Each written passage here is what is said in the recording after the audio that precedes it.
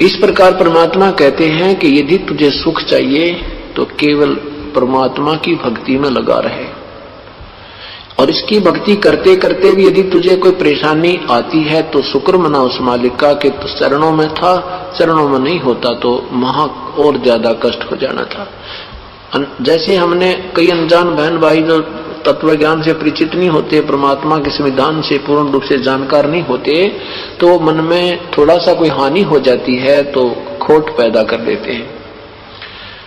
इस परमेश्वर के चरणों में आने से पहले भी हम यही कहते हैं, आने के बाद भी बार बार यही आपको याद दिलाते हैं कि पूर्ण परमात्मा की शरण में आने के पश्चात और परम संत के माध्यम से दो ही बातें होती हैं, या तो हानि होगी नहीं, और होगी तो महाभयंकर मार, या होगी तो आपकी कोई वीकनेस के कारण, आपकी कोई जो है गलती के कारण, कमजोरी के कारण होगी। और दूसरी ये बात है कि या फिर ज्यादा भयंकर हानि होनी हो, बहुत कम में टलेगी।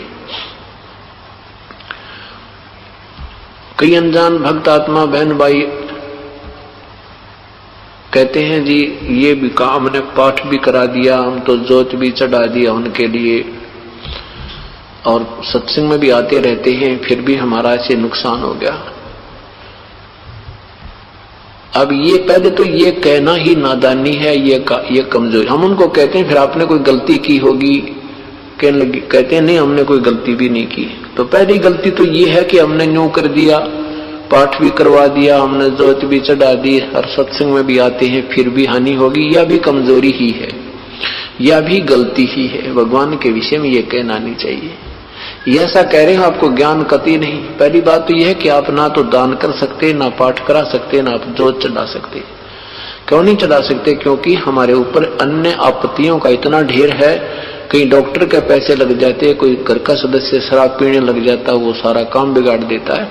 तो ऐसे तो हम पैसे बर्बाद कर सकते थे, पुण्य पर भी परमात्मा ने ही आपके लगवाए हैं, आपको सद्बुद्धि देकर, हौसला देकर, अंदर प्रेरणा दे करके, आपके कई अड़े हुए कामों को रोक के।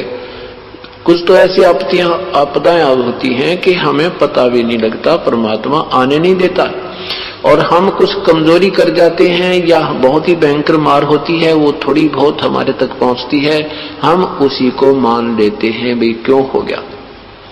कारण यह है कि हम यहाँ सुनते हैं कि हमारे ऊपर कोई आपत्ति आनी ही नहीं चाहिए, उस भक्त ने को परमात्मा ने ऐसा प्रोटेक्शन दिया, ऐसा बचाव दिया, उस भक्त को ऐसे लाभ हुआ। फिर कहता है कि मुझे क्यों नहीं हुआ, मुझे ऐसी হানি क्यों हुई। इसके भी बहुत गहरे, इसका भी गहरा विचार होता है, इसका कोई और कारण होता है। जैसे कई ऐसी पुण्य आत्मा हैं जिनके पिछले भी पुण्य संस्कार आपके उनके साथ हैं, और कुछ ऐसी हैं जिनके पिछले पुण्य इतने नहीं हैं, फिर उन्होंने अब तैयार करने हैं, उनको थोड़ा सा इंप्रूव होने में टाइम लगेगा। जैसे एक भयंकर बीमार हो, एक थोड़ा बीमार हो। थोड़ा बीमार तो 2 दिन की गोलियां में ठीक हो जा, और ज्यादा बीमार है उन्होंने 3 महीने गोली खानी पड़ जाए जब जाकर सेट होए। तो इस तरह अपनी स्थिति को समझकर प्रभु को उलाहना नहीं देना चाहिए। अब जैसे किसी ने कंबल ओढ़ लिया और फिर भी सर्दी महसूस हो रही है, तो कोई न्यू का मैंने कंबल भी ओढ़ रखा है, स्वेटर भी पहन रखी है, और फिर भी जाड़ा लग गया, क्या फायदा हुआ इस स्वेटर और कंबल का। तो क्या कह सकता है समझदार व्यक्ति ये बातें? आज हम भक्ति मार्ग में ऐसे हैं, जब कंबल भी ओढ़ रखा है, स्वेटर भी पहन रखी है, और फिर भी सर्दी सता रही है, तो सर्दी ही ज्यादा है। कंबल और स्वेटर ने अपना प्रोटेक्शन जितना उनकी औकात थी वो कर रखा है। अगर यदि ये भी ना होते तो आपको सीधा नमूनिया हो जाना था, मृत्यु हो जानी थी आपकी। तो इसी उसका तरीका क्या है? कंबल को उठाकर फेंक देना या स्वेटर निकालकर डाल देना समझदारी नहीं है। उसका तो और ऐसा ही तरीका अपनाना पड़ेगा, उसको बढ़ाना है, उस प्रोटेक्शन के तरीके को, सर्दी से बचाव के तरीके को बढ़ाना है। जैसे एक कंबल और जोड़, एक और ओढ़ ले, उससे भी नहीं बात बनती है तो को रजाई कर प्रबंध कर। तभी वही समझदारी है। तो जैसे हम एक पाठ कराते हैं, जोत बोल दी है, 10 रुपए दान किया है, फिर भी हमें राहत नहीं मिली है, तो यही तरीका है और कोई तरीका नहीं। इसी डोज को और बढ़ाओ और एक दिन देखना सब ठीक हो जाएगा। हम शीघ्रता भी ज्यादा करते हैं। नाम लेने के बाद अगर रास्ते में कोई ठोकर भी लग जाए, अंगूठा फूट गया, तो हम यही सोचते हैं कि ये क्यों हुआ, नहीं होना चाहिए था। छोटी सी हानि भी हो जाती है तो हम मन में करते हैं हमारे क्यों हुई ये, हम और मन में अनजान व्यक्ति यो कहते हैं हमें क्या फायदा हो रहा है। और पहले हम जो पूजाएं करते थे देवी की, देवताओं की, 4 ईंट लाकर मंडी मसानियों की, वहां चाहे कितना ही नुकसान हो जाता और कभी मन में ना आई कि ये नुकसान क्यों हो गया, मैं इनकी पूजा करे। कारण क्या है कि वहां तो काल का बोलबाला था। काल तो यही चाहता है कि ये अपना शास्त्र विरुद्ध साधना में लीन रहें और मरते खपते रहें। और यहां आते हैं तो हम ये सुख सुनकर आते हैं कि वहां जाने से ये लाभ होता है। तो हमारा दृष्टिकोण फिर यही रहता है कि मेरे इब कांटा भी नहीं लगना चाहिए जब इस नाम न रखूं।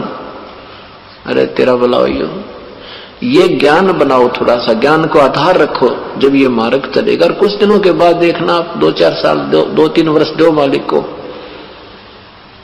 आपको कोई आपत्ति नहीं आएगी। और आएगी तो बहुत भयंकर होगी, कति पूरा परिवार विनाश में होना हो, और बहुत राहत मिलेगी आपको। ऐसा कोई संयोग आपका जुड़ा हो, क्योंकि हम युगों युगों के पापों को इकट्ठा किए फिर रहे हैं। पुण्यों को तो स्वर्ग में समाप्त कराते हैं, फिर यहाँ छोटी मोटी कोई पद पोस्ट प्राप्त करके यहाँ विनाश समाप्त कर जाते हैं। और पुण्यों का तो बहुत गुना ढेर है, बहुत गुना ढेर है उनका, पापों का तो बहुत ढेर है।